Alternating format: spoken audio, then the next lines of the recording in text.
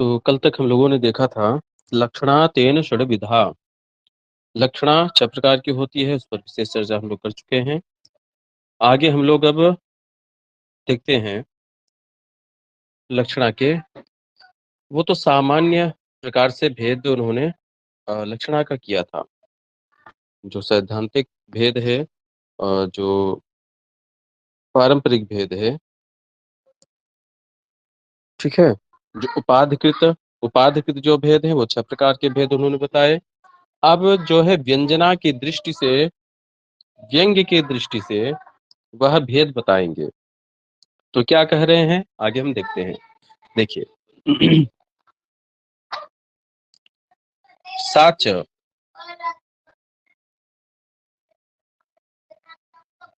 देखिए साच, साच से क्या लेना है, इसकी चर्चा भी चल रही है। चर्चा चल रही है लक्षणा की, ठीक है। वह लक्षणा जो है, वह लक्षणा कैसी लक्षणा है? रूढ़ौ व्यंग्येन रहिता। जो रूढ़ी लक्षणा है, ठीक है। जैसे हमने पढ़ा था सामान्य में कि एक रूढ़ होता है और एक प्रयोजन होता है। मुख्यार्थवाद है तदयोगे रूढ़ितोऽथ प्रयोजनात्, रूढ़ी हो तो प्रयोजन हो। तो जहां पर रूढ़ी होगी, रूढ़ी होने पर क्या होगा? रूढ़ी होने पर व्यंग्येन रहिता कर्मणि कुशलः। यहाँ पर कोई प्रयोजन नहीं है, यहाँ पर रूढ़ी रूढ़ी का उदाहरण है। तो यह व्यंग से रहित है।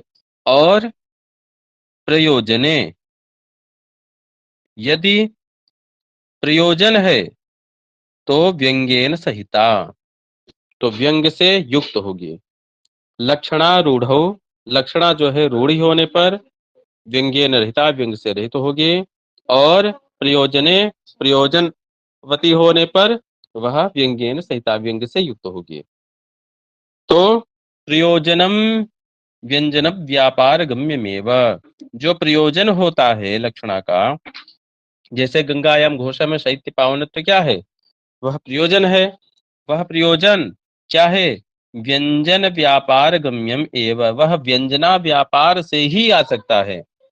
प्रयोजन कभी व्यंजना व्यापार से अतिरिक्त किसी व्यापार के द्वारा नहीं लाया जा सकता, ठीक। अब तच्च गूढ़म गूढ़म वा, तत् से क्या लेना है? तत् से, तत् यह सर्वनाम पद है। इसके पूर्व में जिसकी चर्चा चल रही वह है व्यंग्य। तो जो व्यंग्य है वह गूढ़म अगूढ़म वा, वह गूढ़ होता है तो अगूढ़, ठीक है, गूढ़ अथवा अगूढ़। तच्च इत व्यंग्यम, तच्च से क्या लेना है? व्यंग्य लेना है। वह जो व्यंग्य है, व्यंग्यार्थ है, वह गूढ़ होगा अथवा अगूढ़। गूढ़ अर्थात छिपा हुआ, अगूढ़ अर्थात प्रकट, ठीक है। गूढ़ छिपा हुआ किससे, कैसे? तो कहते हैं कि जैसे ऐसा अर्थ हो, ऐसा व्यंग्यार्थ हो जो कि केवल सहृदय को ही ज्ञात हो पाए। गूढ़ का अर्थ ये नहीं कि किसी को ज्ञात ही नहीं होगा। गूढ़ का अर्थ है जो उसके योग्य हो, सहृदय हो, उसको ज्ञात होगा।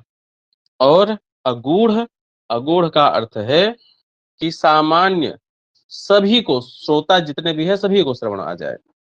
जैसे कुछ बातें होती है, हम बोलते हैं, व्यंग्य बोलते हैं, तो ऐसा कुछ व्यंग्य होता है जो कि सबके, उस स्थान पर बैठे सबके समझ में आ जाता है। लेकिन कुछ व्यंग्य ऐसे होते हैं जिसके प्रति हम बोल रहे हैं, उस घटना से जो संबद्ध व्यक्ति है केवल उसी को समझ में आता है, ऐसा व्यंग्य। तो वह जो केवल उसी सहृदय को समझ में आए वह गूढ़ व्यंग्य है।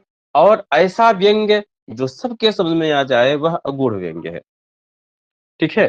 तो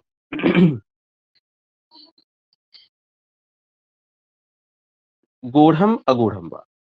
अब गूढ़ व्यंग्य कैसे होता है, अगूढ़ व्यंग्य कैसे होता है, उसको उदाहरण के द्वारा समझा रहे हैं। गूढ़म यथा, गूढ़ व्यंग्य कैसा है उसके बारे में बता रहे हैं कि मुखम विकसित स्मितम वशित वक्रिम प्रेक्षितम समुच्छलित विभ्रमा गतिरपास्त संस्था मतिः उरो मुकुलितस्तनम जघन मंस बंधोद्धुरम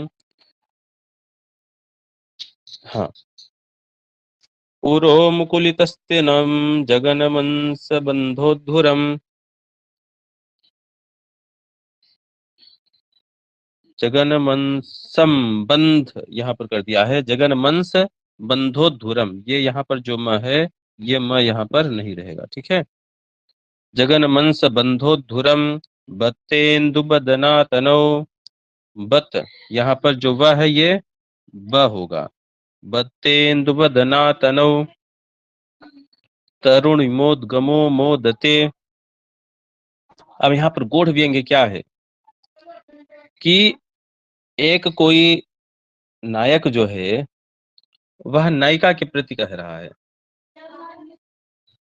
क्या कह रहा है?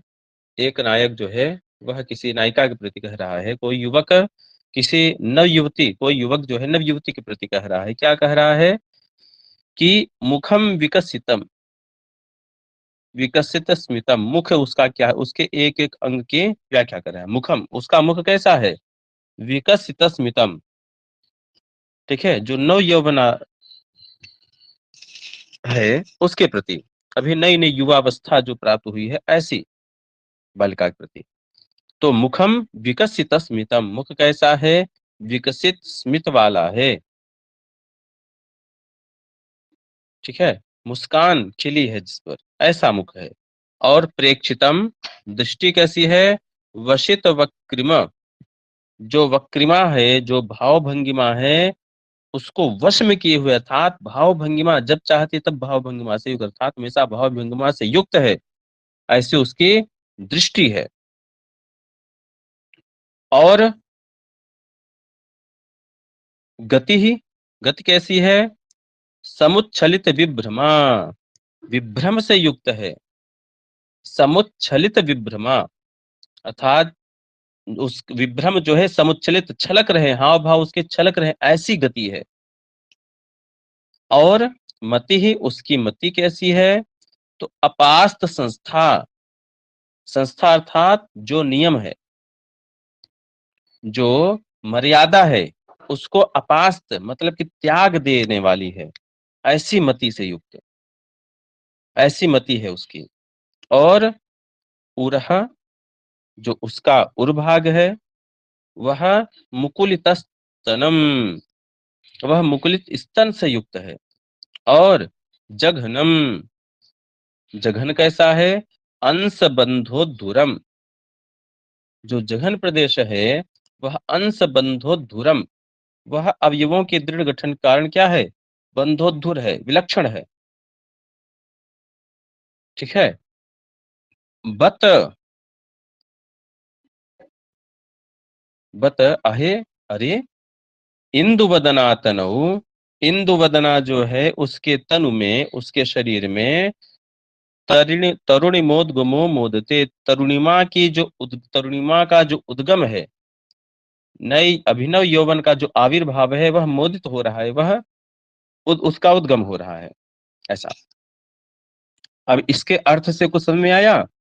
व्यंग्य क्या है, नहीं समझ में आया। यहाँ तो केवल शब्दार्थ हमें समझ में आ रहा है। अब इस शब्दार्थ का यहाँ पर व्यंग्य क्या है, व्यंग्य कुछ समझ में नहीं आया। अब देखिए व्यंग्य यहाँ पर कैसे हो रहा है। और यह लक्षणा मूला व्यंजना है ना, लक्षणा भी यहाँ पर होनी चाहिए।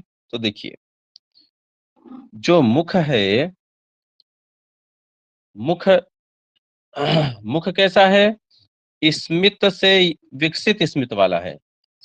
जो स्मित है, जो जो विकसित है, जो विकास है, वह किसका धर्म है, वह पुष्प इत्यादि का धर्म है। जो विकास है वह किसका धर्म है, वह पुष्प इत्यादि का धर्म है।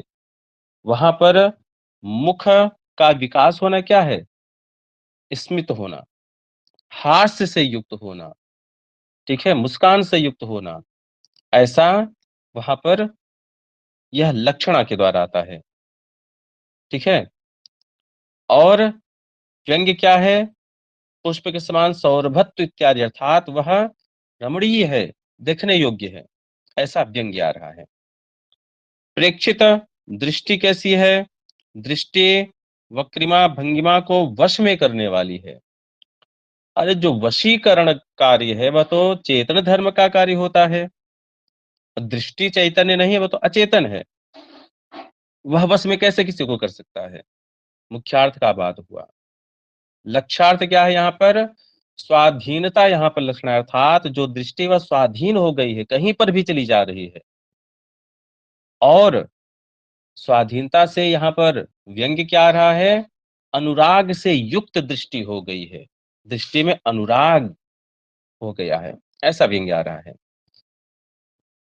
गति क्या है? समुच्छलित विभ्रमा। गति कैसा है? विभ्रम जो है उच्छलित हो रहा है।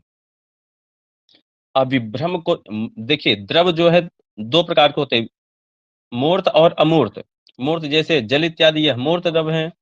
अमूर्त अर्थात जो जिसे हम भाव में समझते हैं, जैसे विभ्रम। विभ्रम कोई मूर्त द्रव तो है नहीं। तो जो उच्छलित होना है, जो उछलना है, वह तो मूर्त द्रव का काम है। मिट्टी को हम उछाल सकते हैं, जल को उछाल सकते हैं। अब विभ्रम को कैसे हम उछाल सकते हैं? हाव भाव को कैसे उछाल सकते हैं? नहीं उछाल सकते। मुख्यार्थ का बात हो गया। अब लक्ष्यार्थ यहाँ पर क्या है? लक्ष्यार्थ यहाँ पर प्रचुरता है, अर्थात जो विभ्रम है, जो हाव भाव है, वह प्रचुर मात्रा में आ गए, यह यहाँ पर लक्षणा है। और व्यंग क्या रहा है? सकल मनोहारिता, सबके लिए मनोहर है उसकी गति, ऐसा व्यंग आ रहा है। मति कैसी है? मति जो है मर्यादा का त्याग कर रही है। अब जो त्याग करना है वह चेतन का धर्म है, मति चेतन तो है नहीं, तो मति मर्यादा का त्याग कैसे कर सकती है? चेतन का धर्म है ये। मुख्यार्थ का बात। लक्ष्यार्थ क्या है? अधीरता, जो मति है, बुद्धि है, उसमें अधीरता है, अधीर है वह, ऐसी लक्षणा। यहाँ पर व्यंग्य क्या आ रहा है? अनुराग की अधिकता है उसमें, मति में अनुराग की अधिकता है, इसीलिए वह अधीर है। ठीक है। पहले वह, जब यौवन उसके अंदर प्रस्फुटित नहीं हुआ था, तब वह गुरुजनों के सानिध्य में थी और बुद्धि की मर्यादा को स्वीकार करती थी। जो गुरुजन ने बताया था कि यहाँ नहीं देखना है, वहां नहीं देखना, यहाँ नहीं जाना, वहां नहीं जाना है, यह बुद्धि उसको स्वीकार कर रही थी। लेकिन जैसे ही यौवन उसके अंदर आया, वैसे ही वह संस्था को अपास्त तोड़ दे रही है, मर्यादा का त्याग कर दे रही है। यह यहाँ पर व्यंजना है, अनुराग की अधिकता। और उरो मुकुलितस्तनम, जो उर है वह मुकुलित हो रहा है। अरे यह जो मुकुलित होना होना है, वह मुकुलित होना तो पुष्प का धर्म है। ठीक है। वह उर में कैसे, स्तन में कैसे आ सकता है? मुख्यार्थ का बात हो गया। लक्ष्यार्थ है कठोरता वहां पर होना, यह लक्ष्यार्थ है। व्यंग्य क्या आ रहा है? आलिंगन की योग्यता होना वहां पर व्यंग्य है। जघनम, जो जघन प्रदेश है वह कैसा है? वह स- अंश बंधोद्धुरम, उद्धरित हो रहा है, स्फूर्ति है उसमें, गति हो रही है। यह तो चेतन का धर्म है, चेतन है जघन। अब यहाँ पर मुख्यार्थ का बात हो गया। अब लक्ष्यार्थ क्या है? यहाँ पर रति योग्यता, यहाँ पर विलक्षण रति योग्यता, यहाँ पर लक्ष्यार्थ है, लक्षणा हो रही है। अब यहाँ व्यंग्य क्या है? आ रहा है रमणीयता, रमणीयता यहाँ पर व्यंग्य है। और यहाँ पर मोदते, जो मोदते क्रिया है, यहाँ पर क्या है? मोदते क्रिया, तरुणिमा तरुणिमा का उद्गम जो है मोदते, मुदित हो रहा है, ये मुख्यार्थ का बाध हो गया।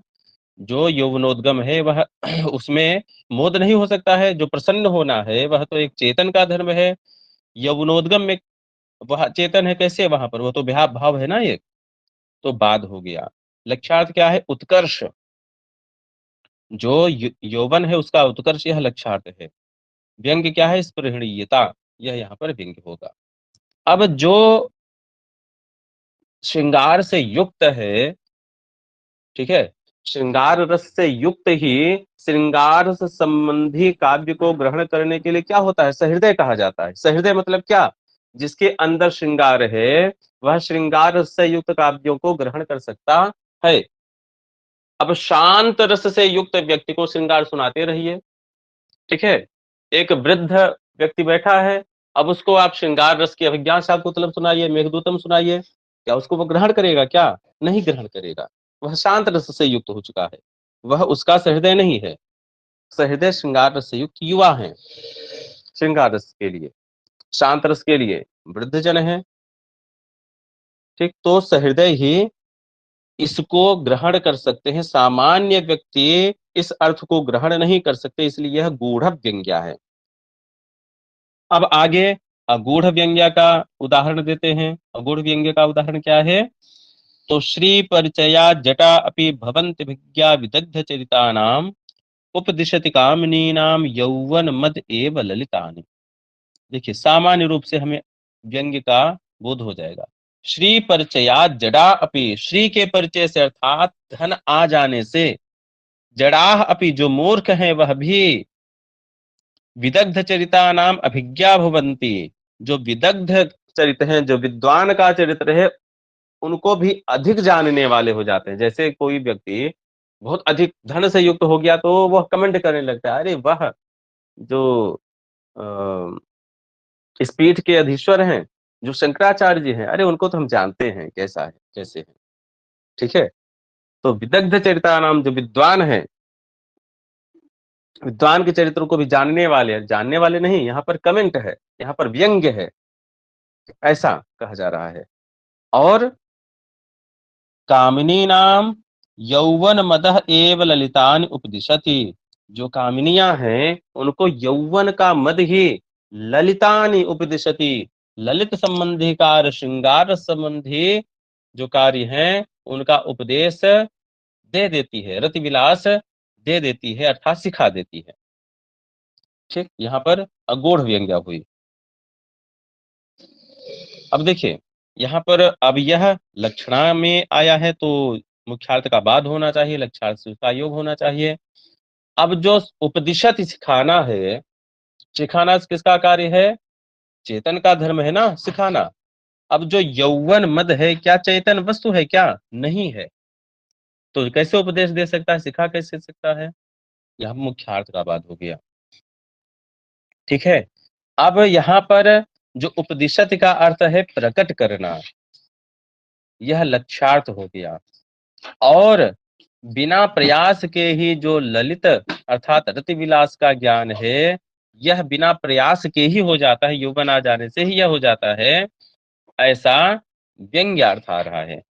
यह क्या है? अगूढ़ व्यंग्या। इस श्लोक को पढ़ करके ही हमें अर्थ का बोध, व्यंग्यार्थ का बोध हो गया आसानी से, तो यह अगूढ़ व्यंग्या है। अत्रोपदिशति इति, यहाँ पर उपदिशति ऐसा बताते हैं। ठीक है, यहाँ उपदिशत, यह पद क्या है? अगूढ़ व्यंग्य है। आगे देखते हैं, तदेशा कथिता त्रिधा। इस प्रकार से यह जो व्यंग्य को लेकर के लक्षणा के भेद किए हैं, यह लक्षणा तीन प्रकार की हो गई।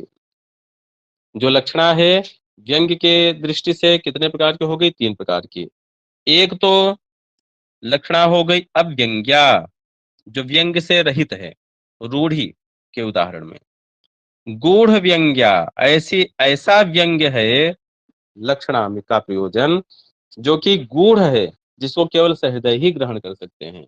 और अगूढ़ व्यंग्या तीसरा, ऐसा व्यंग्य लक्षणा में जो कि सामान्य जन भी उसका ग्रहण कर सकते हैं। तो व्यंग्य की दृष्टि से लक्षणा के तीन भेद, अव्यंग्या, गूढ़ व्यंग्या और अगूढ़ व्यंग्या। यह तीन भेद हुए लक्षणा के व्यंग्य की दृष्टि से। अब आगे हम लोग देखते हैं।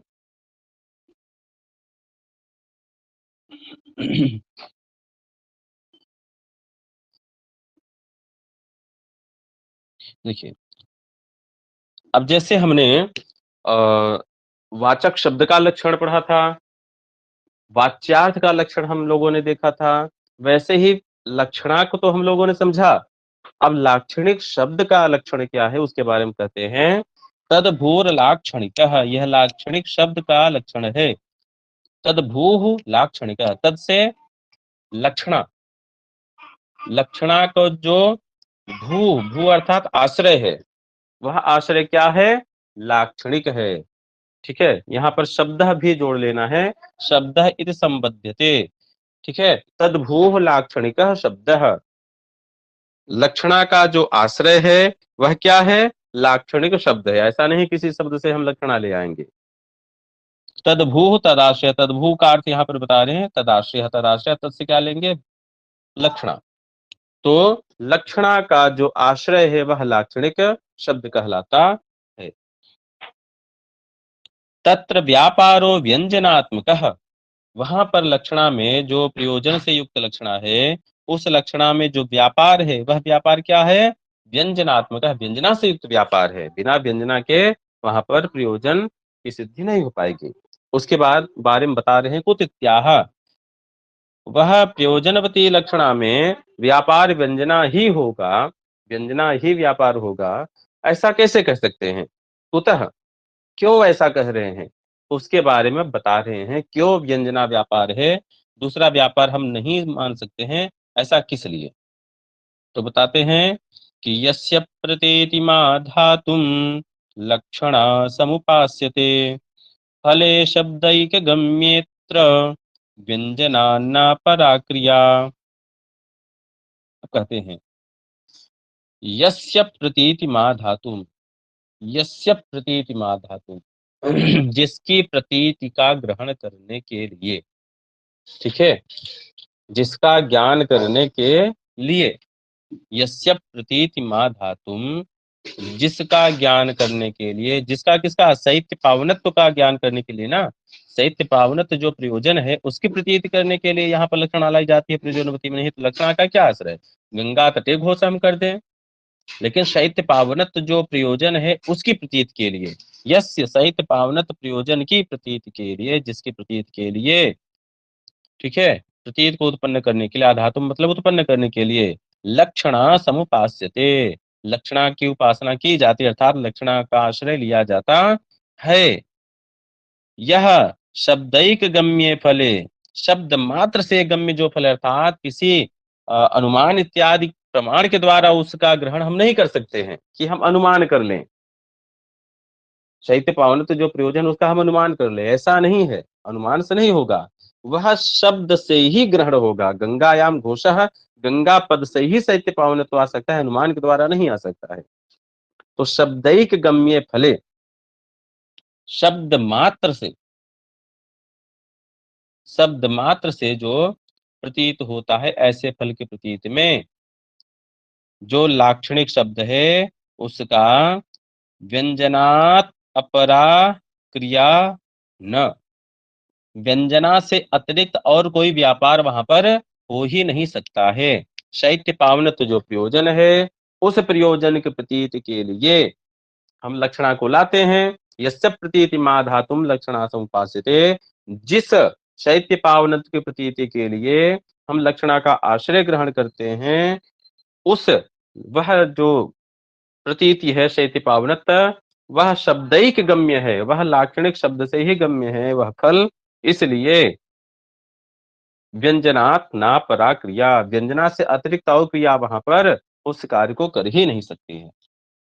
ठीक, आगे बताते हैं कि प्रयोजन प्रतिपादयिषया यत्र लक्षणया शब्द प्रयोगः, प्रयोजन की प्रतिपादयिषया अर्थात प्रयोजन के प्रतिपादन की इच्छा से, जो प्रयोजन है शैत्य पावनत्व, उस प्रयोजन के प्रतिपादन की इच्छा से यत्र लक्षणया शब्द प्रयोग, जहां पर लक्षणा के द्वारा शब्द का प्रयोग होता है, तत्र नान्यतः तत्प्रतीति है, वहां पर अन्य किसी के द्वारा, अनुमान इत्यादि के द्वारा अथवा अन्य किसी व्यापार के द्वारा न अन्यतः तत्प्रतीति, अन्य के द्वारा उसकी प्रतीति नहीं हो सकती है।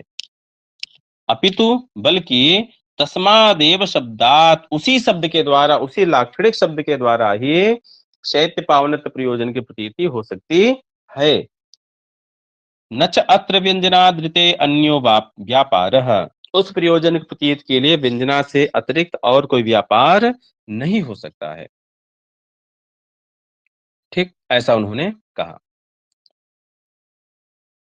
अब इसके बाद कई लोगों के कुछ मतभेद हैं, यहाँ पर कुछ जो है जो प्रयोजन है उसको लक्षणा के द्वारा ही लाते हैं, अथवा जो प्रयोजन है, प्रयोजन से युक्त जो